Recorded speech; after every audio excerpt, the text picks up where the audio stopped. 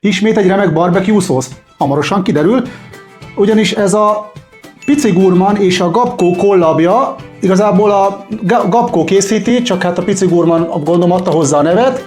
Ez a Sugar Daddy's Whisky Barbecue szósz. Egyébként most lesz hétvégén Nagymaroson a Barbecue Fesztivál. Én megyek, szerintem ott lesz Pici Gurman is, a Gábor biztos, hogy ott lesz. Ó, az illat az nagyon jó, már eleve.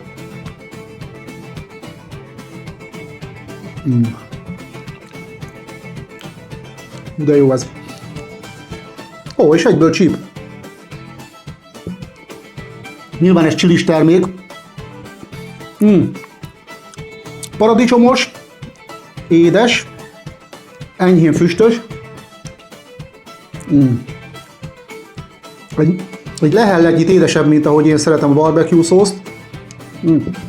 De amúgy ez nagyon finom. Ezt amúgy szerintem így simán meg tudnám inni. Tök jó íze van. És elég jó, ez kellemesen csípős.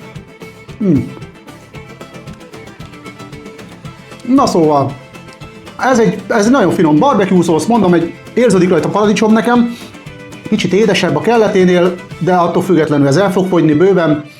És hát én hétvégén megyek a Barbecue Fesztivál Nagymarosra.